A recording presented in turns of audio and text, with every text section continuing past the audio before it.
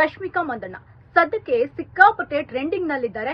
ಅವ್ರು ಯಾವುದೇ ಕಾಸ್ಟ್ಯೂಮ್ ಹಾಕ್ಲಿ, ಅವ್ರು ಏನೇ ಮೇಕಪ್ ಮಾಡ್ಕೊಳ್ಳಿ, ಎಲ್ಲವೂ ಕೂಡ ಈಗ ಟ್ರೆಂಡ್ ಆಗ್ತಾ ಇದೆ. ರಶ್ಮಿಕಾ ಮಾಡುವಂತಹ ಎಲ್ಲಾ ಕೆಲಸಗಳನ್ನು ಕೂಡ ಅವರ ಅಭಿಮಾನಿಗಳು ಲೈಕ್ ಮಾಡ್ತಾ ಇದ್ದಾರೆ. ಸೊ ಮದುವೆಯಾದ ನಂತರದಲ್ಲಿ ರಶ್ಮಿಕಾ ಮಂದಣ್ಣ ಅವರ ಲಕ್ ಸಿಕ್ಕಾಪಟ್ಟೆ ಚೇಂಜ್ ಆಗಿದೆ. ಇನ್ನು ಎತ್ತರಕ್ಕೆ ರಶ್ಮಿಕಾ ಮಂದಣ್ಣ ಅವರು ಬೆಳೀತಾ ಇದ್ದಾರೆ.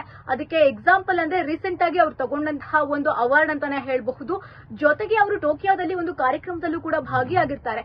ಅಲ್ಲಿ ಅವರು ಹಾಕಿರುವಂತಹ ಡ್ರೆಸ್ ಆಗಿರಬಹುದು, ಮೇಕಪ್ ಆಗಿರುವಂತದ್ದು, ಜುವೆಲ್ಸ್ ಆಗಿರುವಂತದ್ದು ಸಿಕ್ಕಾಪಟ್ಟೆ ಇವಾಗ ಟ್ರೆಂಡ್ ಆಗ್ತಾ ಇದೆ. ಆ ಟ್ರೆಂಡ್ ಅನ್ನ ಅವರ ಅಭಿಮಾನಿಗಳು ಇಲ್ಲಿ ರೀಕ್ರಿಯೇಟ್ ಮಾಡ್ತಾ ಇದ್ದಾರೆ. ಏನಪ್ಪಾ ಅದು ಅಂತ ಹೇಳ್ತೀರಾ? ಸೊ ನಾನ್ ಹೇಳ್ತೀನಿ, ರಶ್ಮಿಕಾ ಅವರು ಹುಟ್ಟಿದಂತಹ ಸೀರೆಯ ಬೆಲೆ ಬರೋಬ್ಬರಿ 1,70,000 ಅಂತೆ. ಜೊತೆಗೆ ಅವರ ಅಭಿಮಾನಿಗಳು ಇಲ್ಲಿ ಏನ್ ಹೇಳ್ತಿದ್ದಾರೆ ಅಂದ್ರೆ, ಈ ಬೆಲೆಗೆ ನಾವು 10 ಗ್ರಾಂ ಚಿನ್ನವನ್ನೇ ಕೊಂಡ್ಕೊಂತೀವಿ ಅನ್ನೋ ರೀತಿಯಲ್ಲಿ ಅವರ ಅಭಿಮಾನಿಗಳು ಹೇಳ್ತಿದ್ದಾರೆ. ಇದೆಲ್ಲದರ ನಡುವೆ ಆ ಒಂದು ಸೀರೆ ಏನಿದೆ ಅದು ರಶ್ಮಿಕಾ ಅವರಿಗೆ ಲಕ್ಕಿ ಅಂತೆ, ಆ ಕಲರು ಬಹಳ ಲಕ್ಕಿ ಅಂತೆ. ಇದನ್ನು ಕೂಡ ಹೇಳ್ತಾ ಇದ್ದಾರೆ. ಸೊ ಅವ್ರ ಏನ್ ಮೇಕಪ್ ಹಾಕಿದ್ದಾರೆ, ಅವ್ರ ಏನ್ ಜುವೆಲ್ಸ್ ಹಾಕಿದ್ದಾರೆ, ಮದುವೆ ಆದ್ರೂ ಕೂಡ ರಶ್ಮಿಕಾ ಮಂದಣ್ಣ ಅವರು ಬೇರೆ ಹೀರೋಯಿನ್ ರೀತಿಯಲ್ಲಿ ತಾಳಿ ಸರ ಬಿಚ್ ಬರೋದಾಗಿರಬಹುದು, ಜೊತೆಗೆ ಬಿಂದಿ ಹಿಡ್ದಲೇ ಇರೋದಾಗಿರ್ಬಹುದು ಮಾಡ್ತಾ ಇಲ್ಲ. ಮದುವೆ ಆದಂತಹ ಎಲ್ಲಾ ಪ್ರೋಗ್ರಾಮ್ ಅಲ್ಲೂ ಕೂಡ ರಶ್ಮಿಕಾ ಮಂದಣ್ಣ ಅವರ ಹಣೆಯಲ್ಲಿ ಕುಂಕುಮ ಇರುತ್ತೆ. ಜೊತೆಗೆ ಅವರು ಆ ಮಾಂಗಲ್ಯ ಸರವನ್ನು ಕೂಡ ಕ್ಯಾರಿ ಮಾಡಿರ್ತಾರೆ. ಇದು ಅವರ ಅಭಿಮಾನಿಗಳು ಲೈಕ್ ಮಾಡ್ತಾ ಇದ್ದಾರೆ. ಈ ರೀತಿಯಾದಂತಹ ರಶ್ಮಿಕಾ ನಮ್ಮೆಲ್ಲರಿಗೂ ಕೂಡ ಮಾದರಿ ಅಂತ ಕೂಡ ಹೇಳ್ತಿದ್ದಾರೆ.